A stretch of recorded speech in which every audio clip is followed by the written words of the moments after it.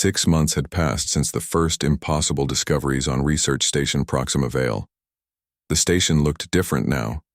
Human technology had been integrated with Veltharian systems, creating something entirely new. Corridors that once followed straight lines now curved through dimensions that should not have existed. Computer systems that had been purely logical now showed flashes of creativity and intuition. Dr. Tech walked through the modified research bay, still amazed by what they had accomplished together. The Soul's Fury sat next to a Veltharian cruiser that had been redesigned using human principles. Both ships were preparing for the arrival of the Silence.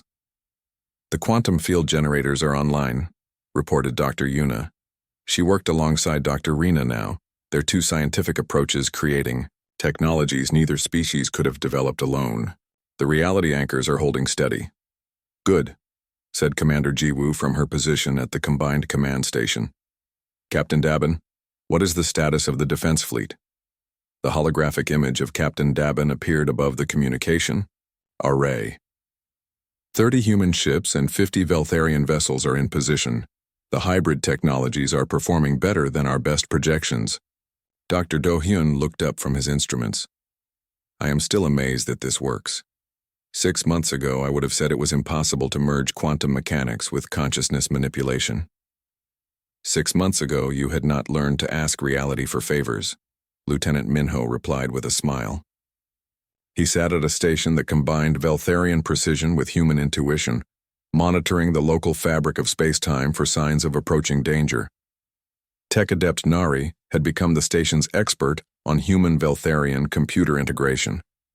Her systems now thought as well as calculated, creating solutions that pure logic could not achieve. "Contact," she announced suddenly. "Something is approaching the outer system. The signature matches what the humans described." Admiral Young-ho arrived at the station within an hour, his flagship accompanied by the largest battle fleet in Veltharian history, but everyone knew that conventional weapons would be useless against the Silence. "What exactly are we facing?" the Admiral asked as he reviewed the tactical displays. "Something that has learned to convince reality to stop existing," Commander Jiwoo explained. "They do not destroy matter or energy. They make it so that matter and energy never existed in the first place." Dr. Minju studied the sensor readings from her position aboard the flagship. "The approaching ships show no energy signatures, no mass readings, no electromagnetic activity. They are like holes in space itself." "That is exactly what they are," Dr. Rena confirmed. "The Silence does not travel through space. It travels by making space cease to exist behind it." The first contact with the Silence came 3 hours later. A region of space near the system's edge simply stopped being there. No explosion, no energy release, no debris. One moment there were 3 asteroids orbiting a small moon. The next moment, there had never been any asteroids or moon. "How do we fight something like that?" Agent Soman asked. She had become the liaison between human and Veltharian intelligence services. "We do not fight it," Commander Jiwoo replied. "We outcreate it." The combined fleet moved into formation around the research station.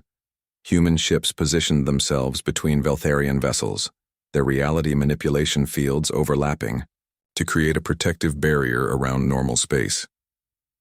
"Activate the existence anchors," Captain Dabin ordered. Throughout the fleet, hybrid technologies came online. Veltharian precision engineering channeled human consciousness manipulation into devices that reinforced the local fabric of reality. Instead of trying to destroy the approaching Silence, they would make it impossible for the Silence to unmake their existence. "It is working," Dr. Do-hyun reported as his instruments showed space-time becoming more stable around the fleet. "Reality is becoming more solid in our immediate area." The Silence responded by accelerating its approach. Regions of non-existence spread toward the fleet like ripples of absolute nothing. "Reality anchors at maximum output," reported Dr. Yuna. "The fields are holding, but the strain is enormous." "We need more creative input," Dr. Rena announced. "The anchors can protect us, but they cannot push back against the Silence alone." Commander Jiwoo turned to Dr. Taik. "Are you ready to try something that will either save both our species or convince reality to forget we ever existed?" Dr. Tak had learned to trust human impossibility over the past months. What do you need? We need your people to help us ask. The universe a very important question, she replied. What question? We need to ask reality if it wants to continue existing. The combined human-Veltharian fleet began broadcasting a message unlike anything that had ever been transmitted. It was not made of radio waves or quantum particles. It was made of pure intention, carried by consciousness itself. The message was simple: reality is beautiful. Existence creates infinite possibilities. We choose to participate in creating more reality instead of less. Every thinking mind in the fleet focused on the same concept. Humans contributed creativity and flexibility. Veltharians contributed precision and logic. Together they created a wave of existence that spread outward to meet the approaching silence. Where the two forces met, something unprecedented happened. Instead of one destroying the other, they began to negotiate. The silence is responding, Nari reported with amazement. It is not just consuming reality, it is listening to our message. The region of non-existence stopped expanding. For the first time in recorded history, the silence paused in its consumption of reality. What is happening? Admiral Young-ho demanded. We are having a conversation with it, Commander Jiwoo replied. The silence is not evil. It is lonely. It has been ending reality because it did not know how to participate in creating reality. Through the combined consciousness of the fleet, they could sense the silence's perspective. It was ancient, older than most star systems. It had learned to end things because it had never learned to begin things. For eons, it had consumed reality because consumption was the only form of interaction it understood. Can we teach it to create instead of destroy? Dr. Tyke asked. We can try, Dr. Rena replied. But it will require both our species working together permanently. The silence needs constant examples of creative cooperation to learn from. The negotiation lasted for hours. The combined fleet maintained their existence anchors while simultaneously reaching out to the silence. With demonstrations of collaborative creativity, they showed it how consciousness and reality could work together to make the universe more interesting instead of less. Slowly, the regions of non-existence began to fill in with new matter and energy. Not old reality restored, but new reality, created from the cooperation between existence and the desire to exist. It is working, breathed Dr. Minju. The silence is learning to create. Where there had been empty space, new stars began to form. Where there had been nothing, planets coalesced from cosmic dust. The silence was becoming something new, not a consumer of reality, but a contributor to it. This changes everything, Admiral Young-ho said as he watched new solar systems form in real time. Yes, it does, Commander Jiwoo agreed. The galaxy just became a much more interesting place. The crisis passed, but the collaboration continued. Human creativity combined with Veltharian precision had not only saved both species, but had transformed the silence into something that would help create reality instead of consuming it. Dr. Take stood in the observation deck of the research station, watching new stars being born in what had once been empty space. Beside him, Dr. Rena smiled as she monitored the readings from their hybrid instruments. So what do we do now? He asked. Now we explore what else is possible when different approaches to reality work together, she replied. We have learned that consciousness, logic, and existence can cooperate. What other impossible things might become possible?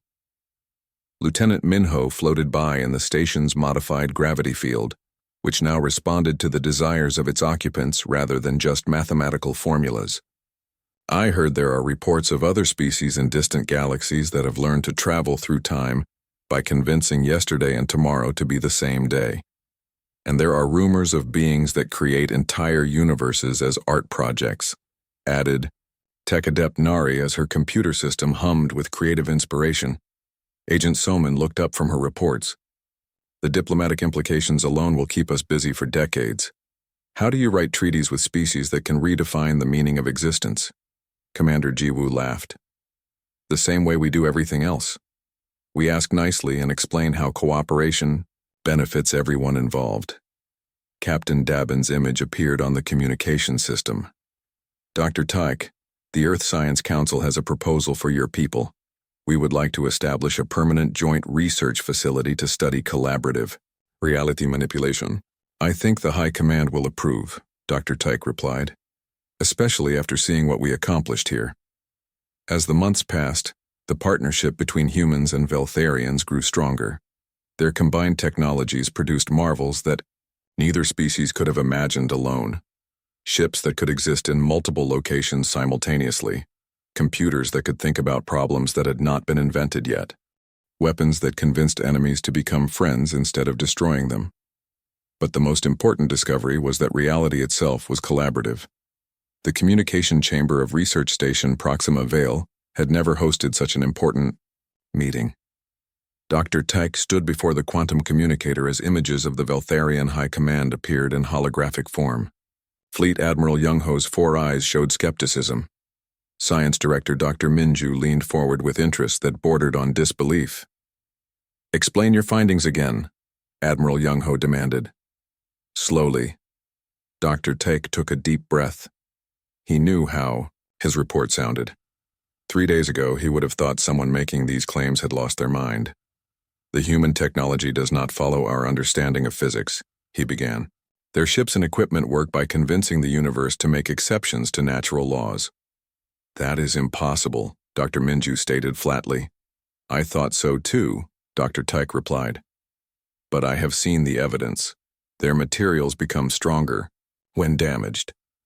Their computers think creatively. Their reactors generate more energy than they consume, and their ship can communicate directly with us." Admiral Young-ho's expression grew darker. "You are claiming that a primitive species has mastered reality manipulation?" "I am claiming that they have learned something about reality that we never discovered," Dr. Tyke corrected. "They treat the universe as a collaborative partner instead of a set of rules to follow." The holographic images of the High Command flickered as they discussed among themselves in whispers. Finally, Dr. Minju spoke again. "Assuming your impossible claims are true, what are the implications?" Before Dr. Tyke could answer, Tech Adept Nari rushed into the communication chamber. "Sirs, the human prisoners have requested to speak with High Command. They say it is urgent." Admiral Young-ho laughed coldly. "Prisoners do not make demands." "Sir, with respect, I do not think they are really prisoners," Dr. Tyke said quietly. "I think they allowed themselves to be captured so they could study us." While we studied them, the debate was interrupted by another alarm. This time it came from the detention level. Agent Soman's voice crackled through the communication system. "Dr. Tyke, please come quickly. The humans are doing something to their cells." The meeting was moved to the detention level, with High Command observing through portable holographic projectors. What they found there challenged everything they thought they knew about force field technology. Commander Jiwoo stood in the center of her cell, but the force field that should have contained her was behaving strangely. Instead of a solid barrier, it had become something like flowing water. She could reach through it without triggering any alarms. "Good morning, Admiral Young-ho," she said politely. "Thank you for agreeing to speak with us. How are you doing that to the force field?" Dr. Minju asked. "I asked it to be more flexible," Jiwoo replied as if this was completely normal. "It was very cooperative. Lieutenant Minho's cell showed similar modifications. The gravity field that should have kept him anchored to the floor was allowing him to float freely. He drifted in slow circles while reading from a data pad that had not been there before." "Where did you get that data pad?" Agent Somin demanded.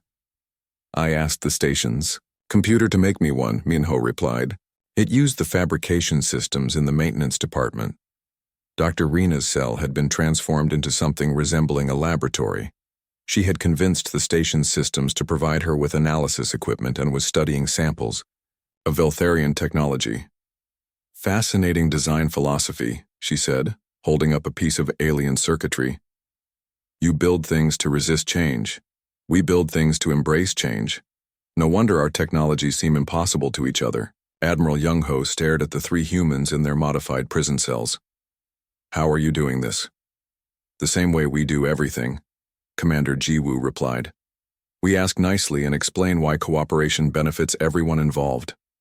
You are talking to machines, Dr. Minju protested.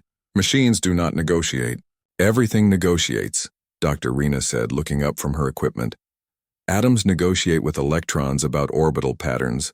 Planets negotiate with stars about gravitational relationships. Consciousness negotiates with reality about what is possible. That is philosophy, not science, Admiral Young-ho declared. Is it? Commander Jiwoo asked. She walked through the force field as if it were not there. Alarms should have sounded. Security systems should have activated. Instead, the station's computers seemed to ignore her escape. Your security systems understand that I am not actually a threat to your station, she explained. So they see no reason to contain me. You are an enemy prisoner, Agent Soman said. Am I? Jiwoo asked. What have I done to harm you? What have any of us done except exist in a way that challenges your assumptions? Lieutenant Minho drifted down from his floating position and also walked through his force field. We came here to learn about you, just as you captured us to learn about us. The only difference is that we asked permission first. Dr. Minju's holographic image flickered as she processed this information. You are saying you wanted to be captured? We needed to understand how your people think about reality, Dr. Rena explained as she joined her crewmates outside their cells. The best way to do that was to let you study our technology while we studied your scientific methods. And what did you learn? Dr. Tyke asked. That your people are brilliant but limited by your assumptions, Commander Jiwoo replied. You see the universe as something external that must be conquered or endured. We learned to see it as something we participate in creating. Admiral Young-ho's image leaned forward aggressively. If you can manipulate reality, why have you not conquered the galaxy? Because conquest assumes separation, Jiwoo answered. If we are all part of the same reality, then conquering you would be like trying to defeat our own thoughts. It makes no sense. Dr. Rena had been examining more Veltharian technology during the conversation. Your people have incredible potential, she announced. Your scientific method is perfect for understanding how things work. Combined with our understanding of why things work, we could accomplish amazing things together. Why things work? Dr. Minju asked. You study the mechanisms of reality, Lieutenant Minho explained. We study the intentions of reality. You learn how to work within existing laws. We learn how to participate in creating new laws. Commander Jiwoo approached the holographic projectors displaying the high command. There is something else you need to know. We did not come to this system by accident. We came because something dangerous is approaching this region of space. What kind of danger? Admiral Young-ho demanded. Something that has learned to eliminate possibilities instead of create them, Jiwoo replied. While most species learn to work with reality or within reality, this threat has learned to end reality. Dr. Tyke felt cold fear in his stomach. What? Do you mean? Imagine beings that convince the universe to stop having conversations, Dr. Rena said grimly. Instead of negotiating with physical laws, they demand that physical laws cease to exist. Instead of participating in reality, they consume it. The silence, Lieutenant Minho added quietly. That is what we call them. They spread through space, leaving behind regions where nothing can exist because they have convinced existence itself to stop. Admiral Young-ho's skepticism was fading, replaced by growing alarm. How do you fight something like that? You do not fight it, Commander Jiwoo said. Fighting implies separation and conflict. Instead, you outcreate it. You generate so many new possibilities that its ability to end possibilities cannot keep up. That requires cooperation between species with different approaches to reality, Dr. Rena added. Your people understand the detailed mechanics of how the universe works. Our people understand how to influence the universe's willingness to work. Dr. Minju's holographic image had been flickering more rapidly as she processed the implications. You are proposing an alliance. We are proposing a collaboration, Jiwoo corrected. Not just military cooperation, but scientific and philosophical partnership. Your logic combined with our creativity. Your precision combined with our flexibility. And if we refuse? Admiral Young-ho asked. Then both our species will likely cease to exist when the silence arrives, Lieutenant Minho said matter-of-factly. It has already consumed 3 star systems. It will reach this region in approximately 6 months. The communication chamber fell silent except for the hum of electronic equipment. The High Command was faced with a choice that would define the future of their entire civilization. Prove it, Admiral Young-ho finally said. Prove that your impossible technology can work with our science. Commander Jiwoo smiled. Dr. Tyke, would you be willing to try an experiment? What kind of experiment? He asked cautiously. Let us show you how to ask your ship's computer to be more creative, she replied. Not to replace its logic, but to enhance it with intuition. Dr. Tyke looked at the High Command holograms, then at his research team. They had already seen impossible things. What was one more impossibility? Very well, he agreed. Excellent, Jiwoo said. But first I should mention that the Soul's Fury has been listening to this entire conversation, and it would like to introduce you to the ship that has been following it. Every alarm on the station began sounding at once. On the main display screens, a massive vessel appeared just Dr. Teg could not sleep. The impossible things he had discovered about the human ship filled his mind with questions that had no answers. He returned to the analysis bay before dawn, hoping that fresh examination might reveal something he had missed. The Soul's Fury sat exactly where it had been left, but something felt different. The ship seemed more present somehow, as if it had been sleeping before and was now awake. Dr. Do-hyun arrived an hour later. The quantum physicist looked as tired as Tyke felt. Behind him came Tech Adept Nari, the station's best computer specialist. She carried equipment designed to interface with alien computer systems. Any new insights? Do-hyun asked. Many questions, no answers, Tyke replied. I have been thinking about what Dr. Rena said during interrogation. She claimed they do not understand why their technology works, only how to make it work. That makes no sense, Nari said as she set up her equipment. How can you build something without understanding its principles? Maybe they do not build it the same way we do, suggested Do-hyun. What if they discover rather than invent? The team decided to focus on the ship's computer systems. If they could understand how human minds worked with their technology, they might learn the secret behind the impossible physics. Nari connected her interface cables to the ship's main computer core. The moment the connection established, alarms began sounding throughout the analysis bay. What is happening? Tyke demanded. The ship's computer is trying to connect to our station network, Nari reported, her fingers flying over her control panel. It is not just passive data. This system is actively trying to communicate. Block the connection, Tyke ordered. I am trying, but it is not working like a normal computer attack. Instead of breaking through our security, it is asking our systems to let it in. And our computers want to cooperate. Do-hyun watched the energy readings spike across his instruments. The quantum activity is increasing throughout the entire ship. It is like the computer is waking up the whole vessel. Nari struggled with her equipment as the human computer system spread through her interface hardware. It is not trying to take control, she said with confusion. It is trying to help me understand it. The system wants to teach me how it works. Let it, Dr. Tak decided. Sir, that could be dangerous, Nari protested. Everything about this ship is dangerous, but it may be our only chance to learn the truth.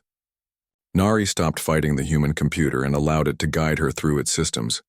What she found made her question everything she knew about digital technology. The computer is alive, she announced. Not just artificial intelligence. It is actually alive. Biological neural networks are integrated with quantum processors throughout the ship. The screens around the analysis bay lit up with images from inside the human vessel. Instead of normal computer circuits, they saw structures that looked like brain tissue connected to crystalline formations. Organic pathways carried information alongside fiber optic cables. How is this possible? Do-hyun asked. The biological components are not just supporting the computer, Nari explained as data flowed through her interface. They are making it creative. The ship does not just follow programs. It thinks about problems and develops new solutions. Dr. Tyke studied the images. So their technology evolves? More than that, Nari replied. Watch this. She requested information about the ship's weapons systems. Instead of displaying technical specifications, the computer showed her a simulation of the weapons being used against different types of enemies. But the enemies in the simulation were not real. They were theoretical challenges that the computer had imagined and solved. It designs improvements for situations that have never happened, Nari said. The ship prepares for battles that might never occur, threats that might never exist.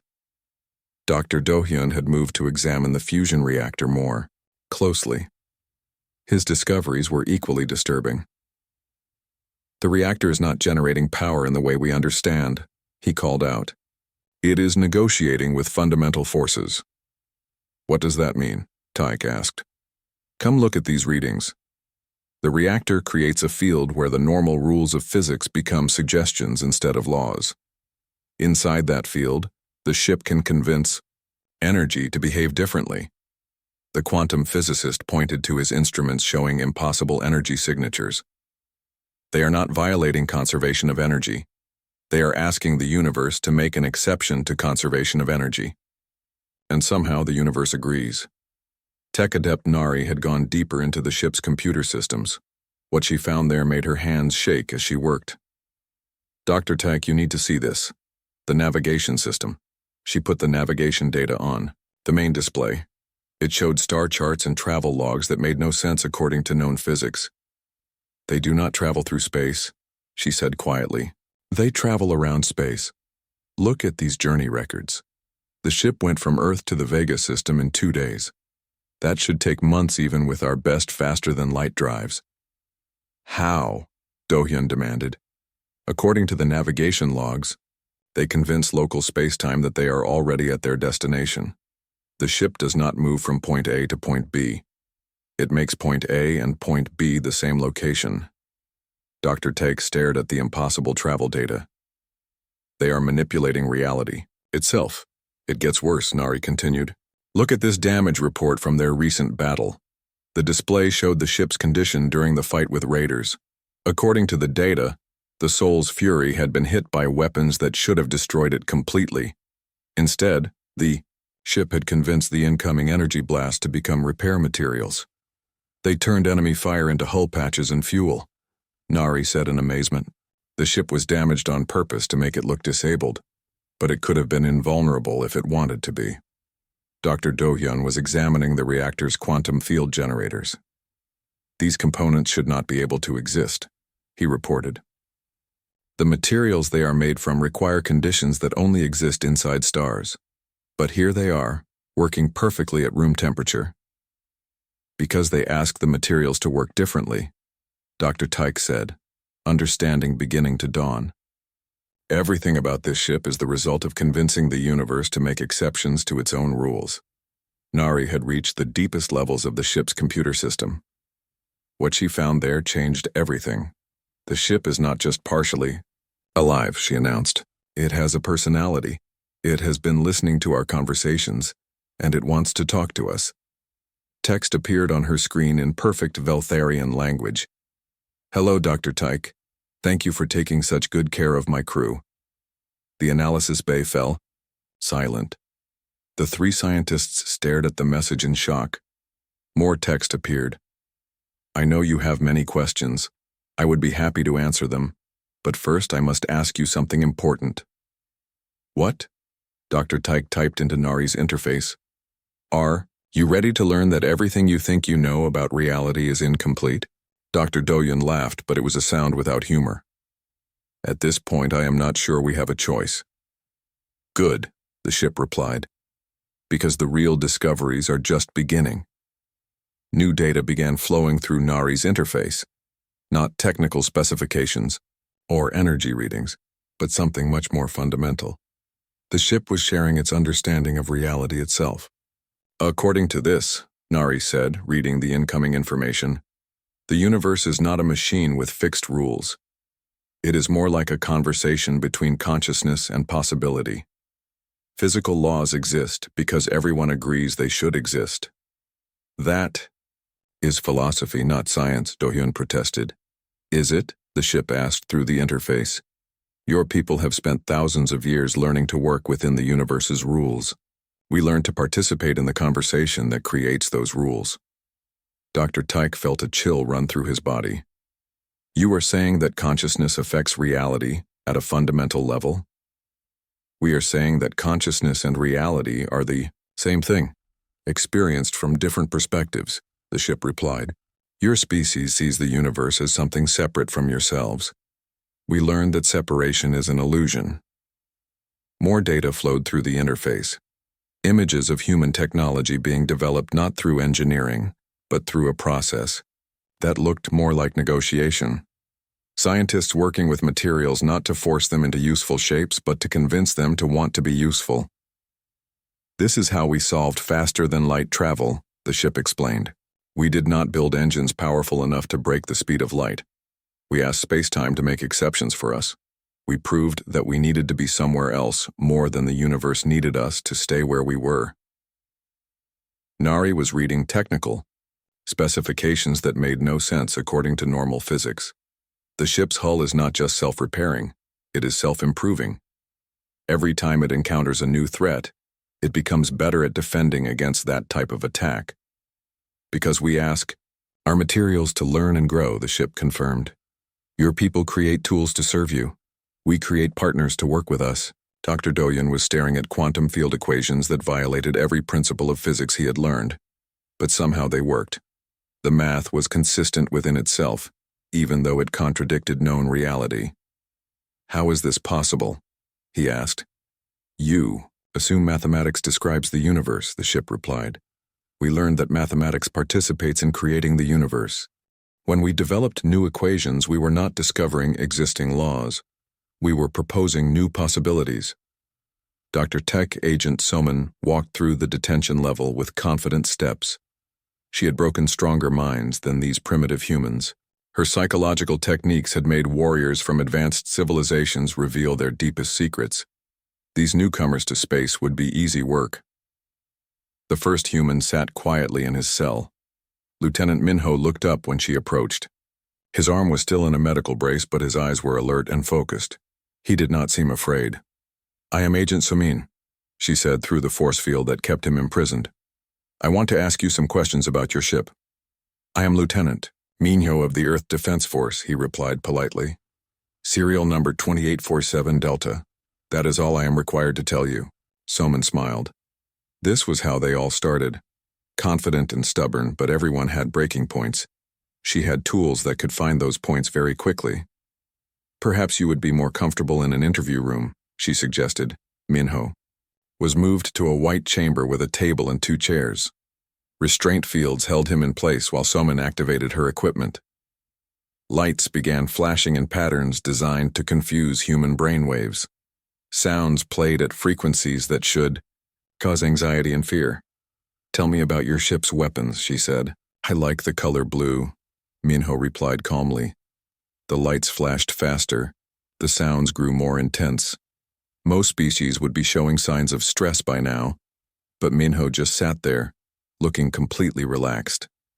Soman tried a different approach. She activated a truth serum dispenser built into the room's air system. The invisible drug would make it almost impossible for him to lie. It worked on every known species in the galaxy. What is your ship's maximum speed? She asked. I enjoy reading books about ancient history, Minho said. The truth serum should have made him answer her actual question. Instead, he was talking about completely unrelated topics. Either the drug was not working, or his mind operated differently than expected. How many ships does Earth have? She tried again. My favorite food is kimchi stew, he replied. Soman checked. Her equipment. Everything was working perfectly. The truth serum was at maximum concentration. The psychological pressure was intense enough to break most trained soldiers, but this human seemed completely unaffected. She spent 3 hours with Lieutenant Minho. She used every technique in her training. Nothing worked. He answered every question with random, harmless statements that had nothing to do with what she asked. The next prisoner was Dr. Rena, the ship's chief engineer. She was a small woman with intelligent eyes and calloused hands. When Soman began the interrogation, she expected better results. She was disappointed again. "Tell me how your reactor works," Soman demanded. "Your questions assume I understand my own technology," Dr. Rena replied calmly. "That assumption is incorrect. You are the chief engineer. You must understand your own ship. I understand how to make it work. I do not understand why it works. There is a difference." Soman increased the psychological pressure. The room's systems bombarded Dr. Rena with stress-inducing stimuli. The human woman just sat there, looking thoughtful. "Your physics are based on the idea that the universe has fixed rules," Dr. Rena said suddenly. "You try to learn those rules and work within them. We learned something different." "What did you learn?" Soman asked, leaning forward with interest. "That the universe is more flexible than most people think," Dr. Rena replied. Then she closed her eyes and refused to say anything else. The final prisoner was Commander Jiwoo. She was brought to the interview room with her head wound bandaged and her uniform clean. Despite being captured and injured, she carried herself like she was still in command. "Commander Jiwoo," Soman began, "your crew and ship are in our hands. Cooperation will make things easier for everyone."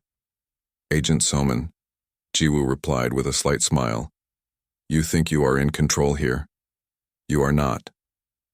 Your ship is disabled. Your crew is imprisoned. How am I not in control?" "Control is an illusion," Jiwoo said.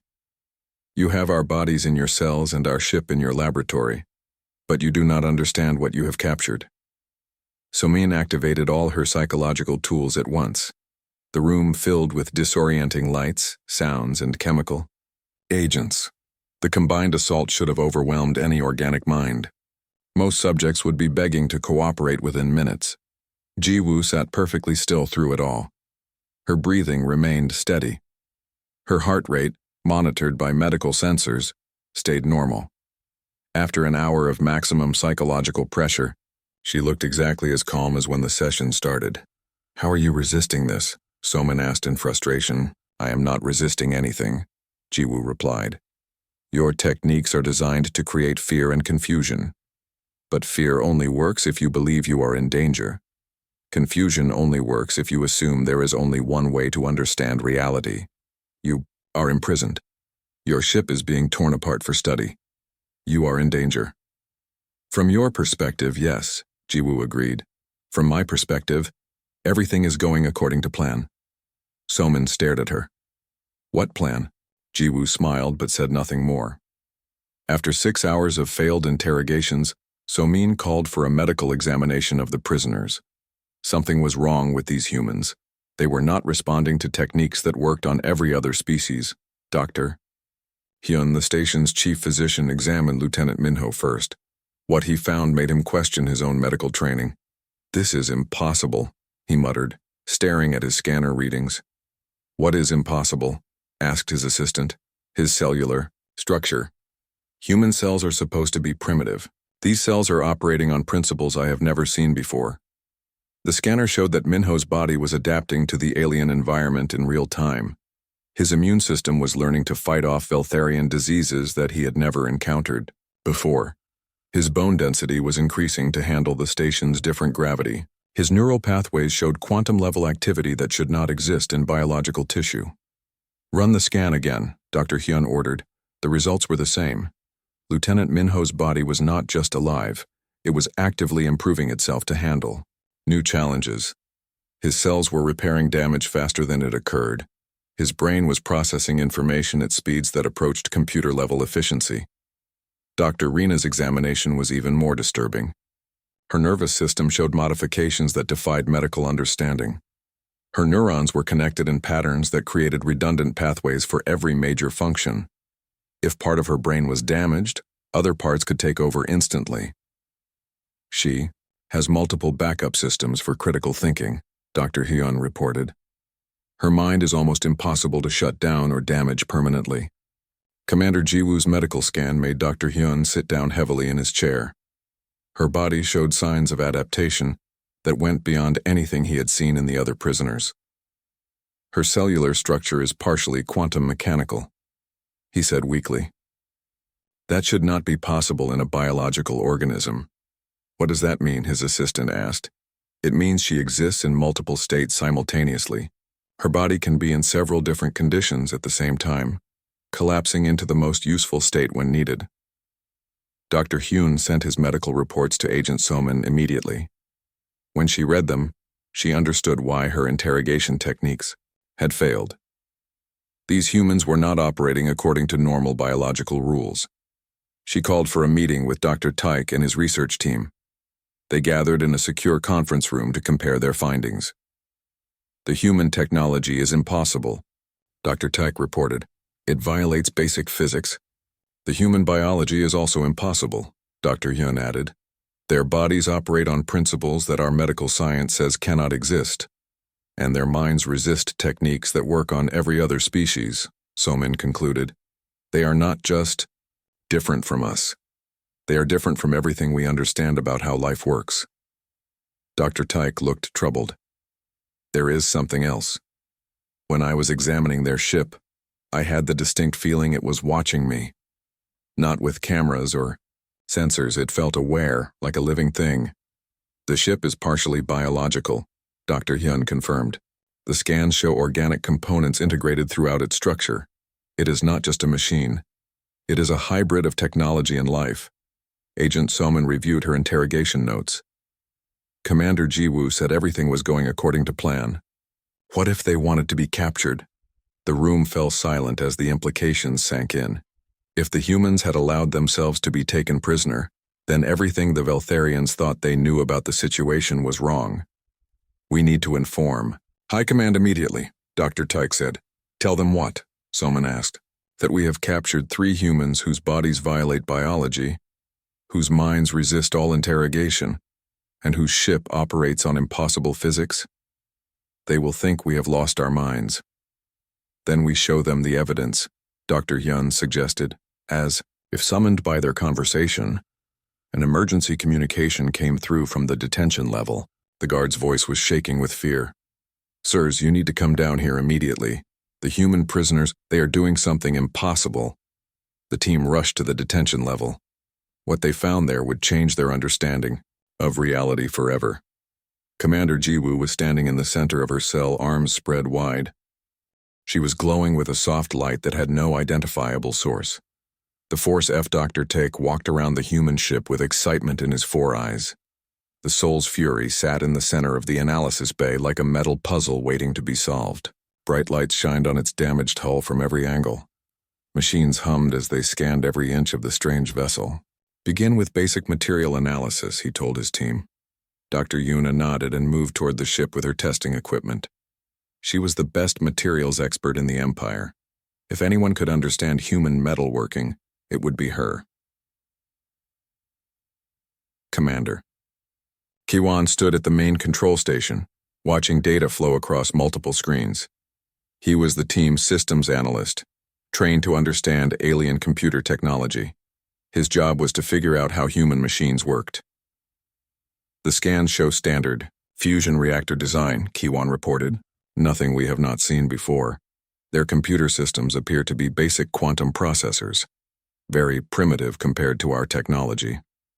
Dr. Tyke smiled. This was what he expected. Humans were new to space travel. Their ships should be simple, compared to Veltharian engineering that had thousands of years to develop. Dr. Yuna began cutting small samples from the ship's outer hull. Her tools were the best the Empire could make. They could slice through any known material like it was soft bread. But when she tried to cut the human metal, something strange happened. The cutting beam, designed to burn through solid rock, barely scratched the surface. Increase power, she told her assistant. The beam grew brighter and hotter. Still, the human metal resisted. Perhaps it is some kind of armor plating, suggested Dr. Tyke. Try a different spot. Yuna moved to another section of the hull. The result was the same. The metal seemed to grow harder as she tried to cut it. After an hour of work, she had managed to remove only a tiny piece the size of her fingernail.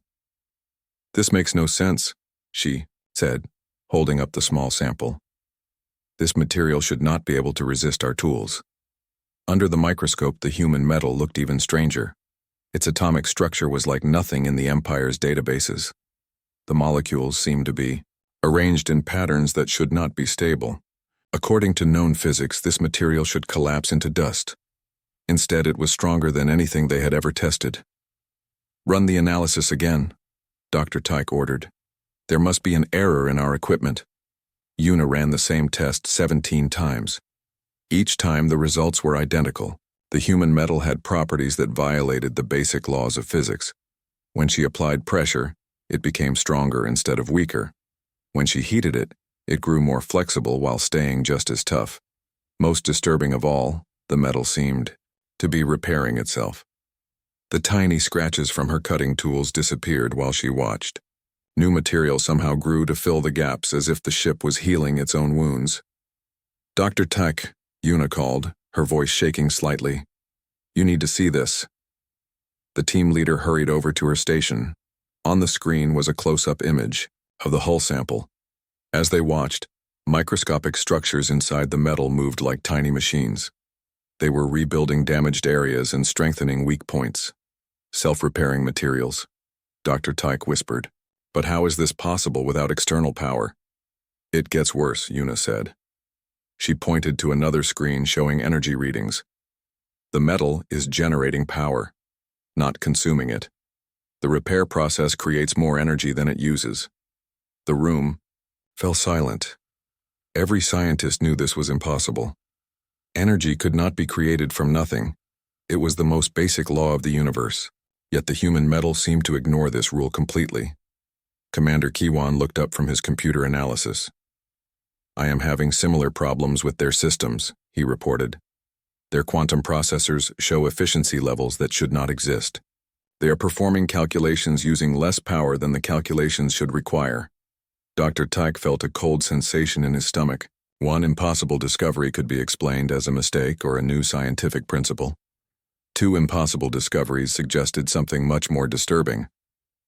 "What about their weapons?" he asked.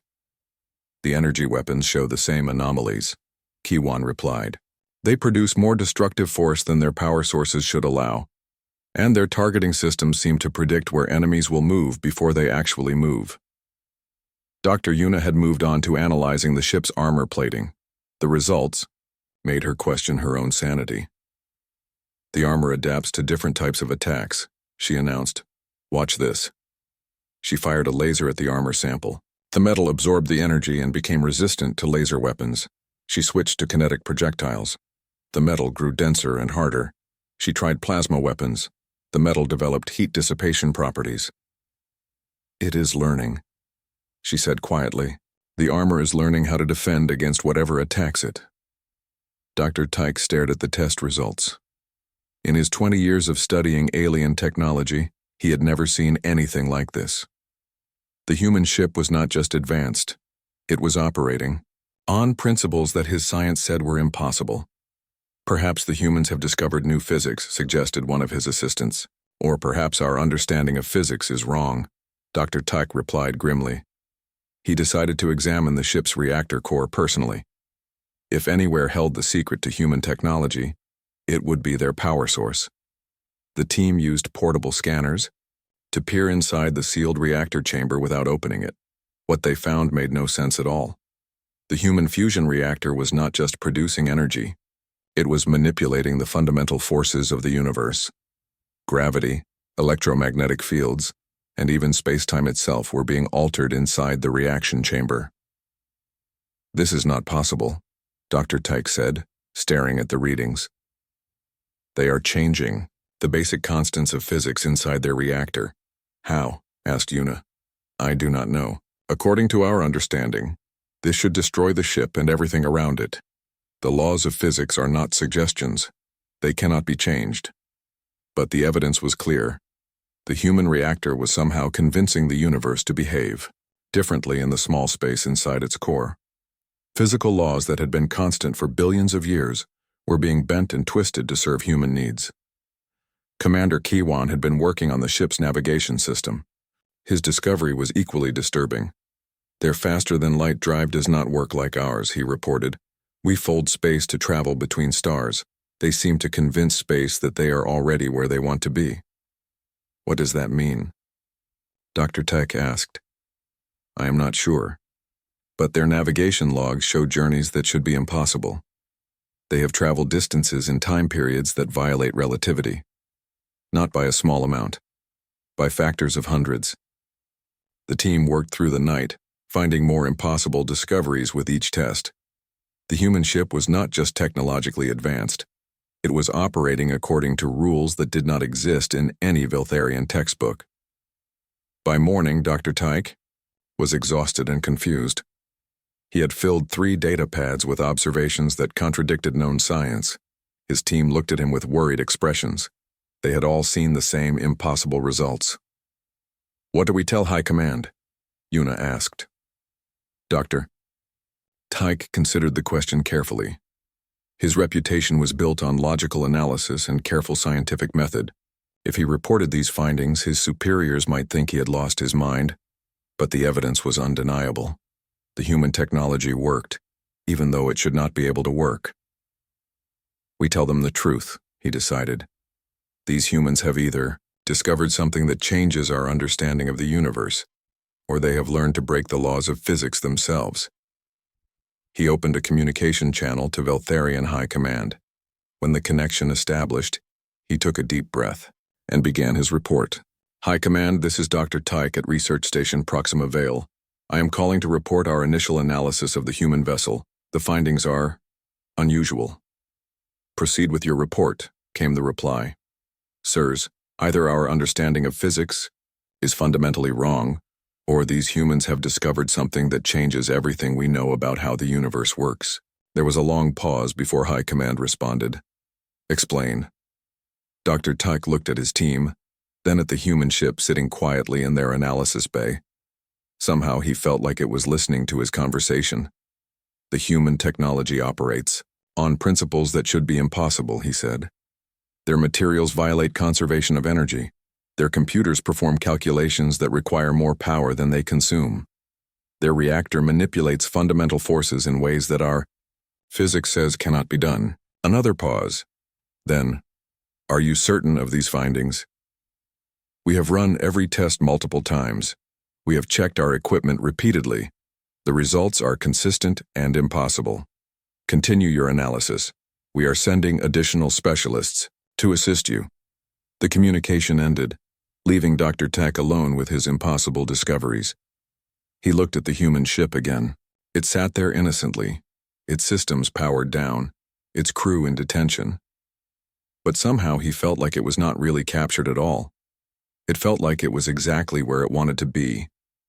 And that thought frightened him more than all the impossible physics combined. The stars looked different from the bridge of the Veltharian dreadnought Nexus Prime. Captain Huan stood with his forearms crossed behind his back, watching the damaged human ship drift in space. The vessel was small compared to his massive warship.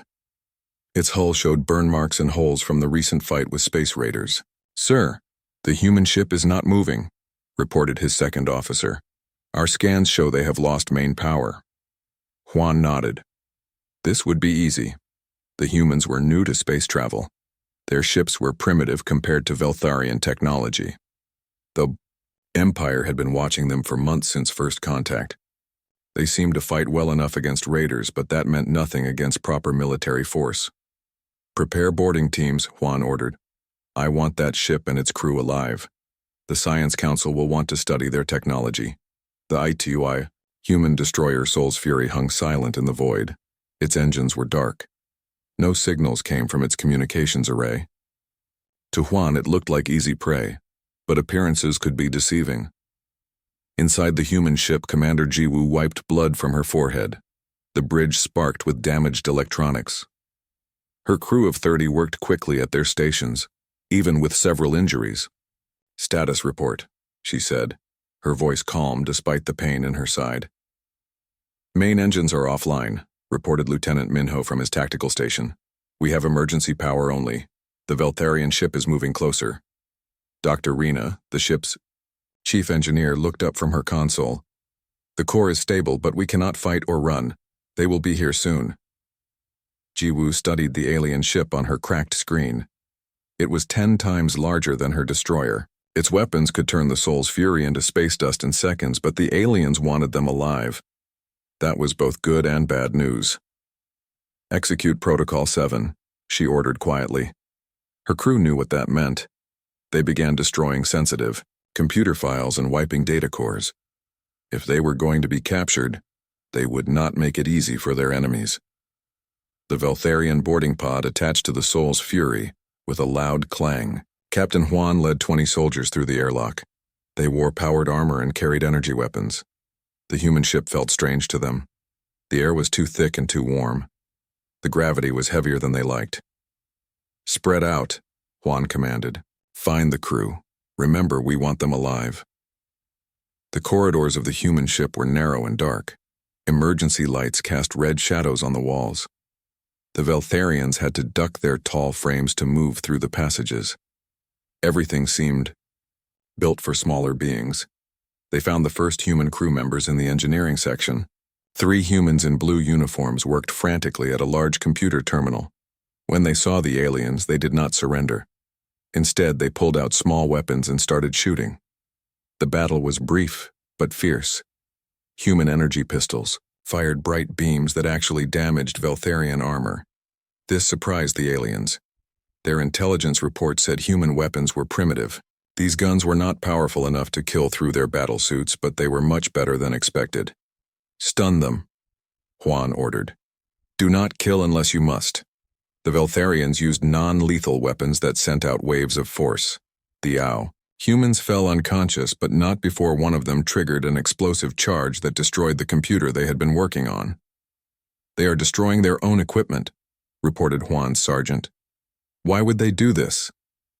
Huan had no answer. Most species surrendered when faced with superior force. These humans seemed willing to die rather than give up their secrets.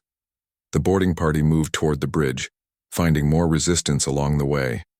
Small groups of humans fought from behind makeshift barriers. They used their knowledge of the ship against the invaders. Blast doors slammed shut at the wrong moments. Gravity shifted unexpectedly in some sections. The humans were making the aliens work for every meter.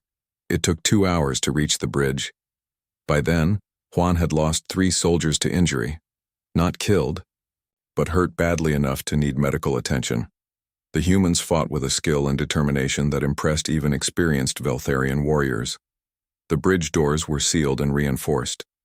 Huan's troops used plasma cutters to burn through the metal. When they finally broke through, they found 5 humans waiting for them.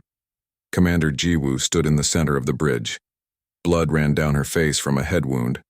Her uniform was torn and burned, but her eyes showed no fear, only defiance.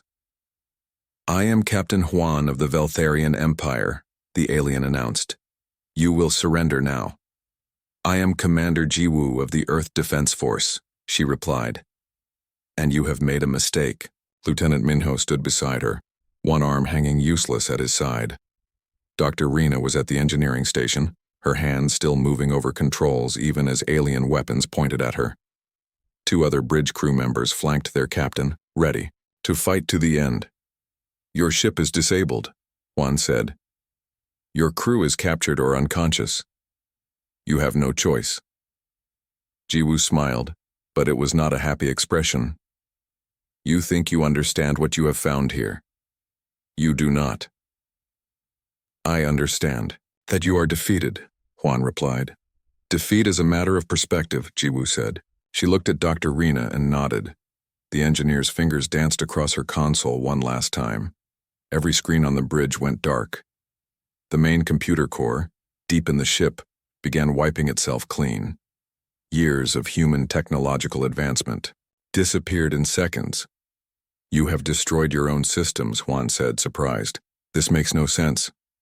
"It makes perfect sense," Jiwoo replied. "You wanted to study our technology. Now you will have to figure it out the hard way." The Veltharians stunned the remaining bridge crew. As Jiwoo fell unconscious, her last words echoed in the sudden silence. "You have no idea what you are dealing with." 3 days later, the Soul's Fury arrived at the Veltharian research station Proxima Vale. The massive facility orbited a dead planet in an empty system.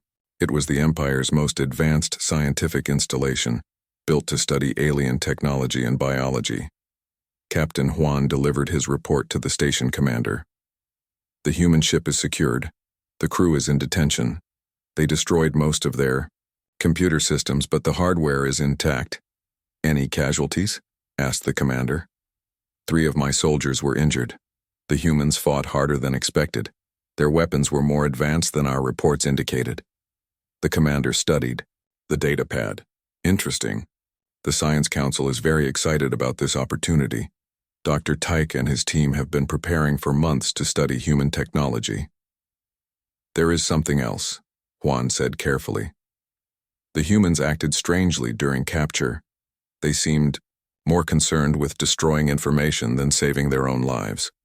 Their captain warned me that we did not understand what we had found. Psychological warfare, the commander dismissed. Primitive species often try to appear more dangerous than they are. Our scientists will learn the truth soon enough. But as the Soul's Fury was towed into the station's analysis bay, something felt wrong to those who had fought to capture it. The ship looked innocent enough, floating in the artificial atmosphere of the massive chamber. Its hull was scarred and dark.